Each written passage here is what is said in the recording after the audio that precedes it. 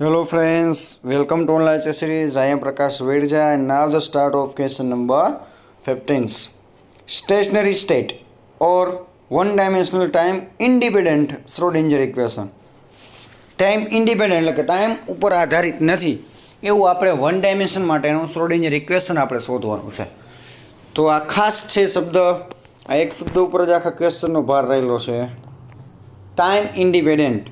તો ધ્યાન રાખજો, આડોડો નથી. આપણે વન ડાયમેન્શન માટેનું ઇક્વેશન જોયું હતું, ટાઈમ ડિપેન્ડન્ટ હતું. હવે આપણે જોવાનું છે ટાઈમ ઇન્ડિપેન્ડન્ટ. તો આડોડો ક્વેશ્ચન કરવાનો નથી. તો time dependent Schrodinger equation for a particle moving in a potential energy. તો આપણે વન ડાયમેન્શન માટેનું પોટેન્શિયલ એનર્જી સાથેનું શ્રોડિંજરનું ટાઈમ ડિપેન્ડન્ટ ઇક્વેશન શું હતું? તો કે ટાઈમ ડિપેન્ડન્ટ પોટેન્શિયલ એનર્જી સાથેનું ઇક્વેશન આવું હતું કે i h cut into del psi x into t, time dependent છે એટલે ટી આવશે, upon del t is equal to h cut square upon 2m into del square Sai x t upon del x square plus V. આ V શું છે? તો કે potential energy ધરાવતું છે. અહીંયા વીનું કાર્ય શું છે? તો કે પોટેન્શિયલ એનર્જી માટેનું છે. ઓકે, તો કે V x t into psi x t, where is a psi is a function of the Schrodinger equation. This is equation number 1. Let's consider a particle moving in a time independent potential Vx. So take V function as. હવે potential energy છે, potential energy છે time ઉપર આધારિત નથી, એટલે આપણે V is equal two શું લેવાનું છે? અહીં 0 લઈ લેવાનું છે. So V is equal to અહીંયા આપશે V is equal to 0. Now તો આપણે psi x t function is equal to આપણે શું ધારવાનું છે? U x into t of t. તો આપણે આગળના ક્વેશ્ચનમાં જોઈ લીધું છે. Okay, question number 2. ક્વેશ્ચન 2 છે એ ક્વેશ્ચન 1માં મૂકો છો. તો now put the value of equation 2 in equation 1. તો તમને જ્યાં જ્યાં સાઈ એક્સ ટી દેખાય છે અહીંયા તમારે મૂકી દેવાનું છે u of x and t of t. તો i h cut del upon del t u of x into t of t is equal to h cut square upon 2m del square upon del x square u x into t of t plus V x u of x અને t of t. અહીં જો વીમાં t is equal to x અને t function હતું, તો T આપણે શું લઈ લીધા છે? 0 લઈ લીધા છે, એટલે માત્ર શું આવ્યું છે?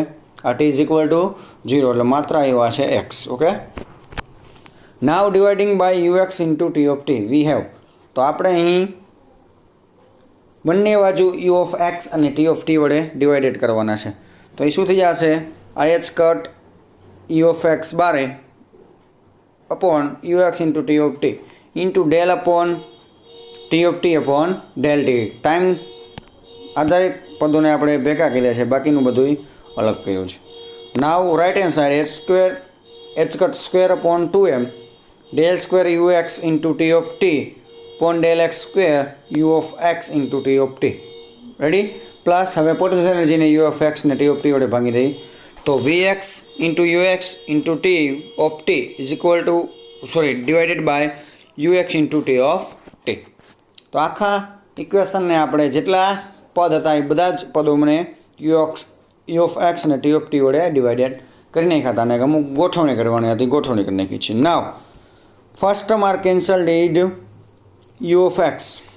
તો અહીં તમે જોઈ શકશો છો યુ ઓફ એક્સ ને યુ ઓફ એક્સ કેન્સલ કરી નાખ્યા છે. તો હું હતું i h cut t of t, પછી પાર્શિયલ ડેરિવેટિવ ટોટલ ડેરિવેટિવમાં કન્વર્ટ કર્યું છે d t upon t is del T.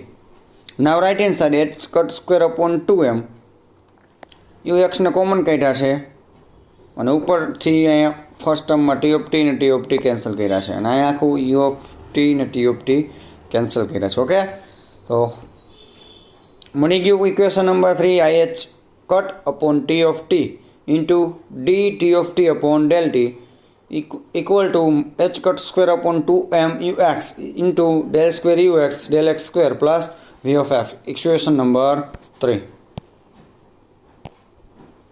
Equation number 3 ઉપરથી આપણે અલગ અલગ એનર્જીના ઇક્વેશન શોધવાના છે. ઓકે, તો now the right hand side of this equation is independent of T.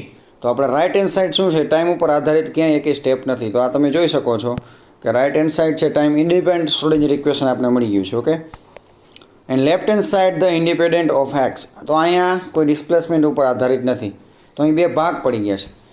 Right hand side is are independent, એટલે કે ટાઈમ ઉપર આધારિત નથી, જ્યારે લેફ્ટ હેન્ડ સાઇડ શું છે, ડિસ્પ્લેસમેન્ટ ઉપર આધારિત નથી. Therefore both the side must be equal to a constant say E. તો હવે બંનેને આપણે બરાબર શું લઈ લેવાનો છે, એનર્જી માટેનો કોન્સ્ટન્ટ ઈ લઈ લેવાનો છે.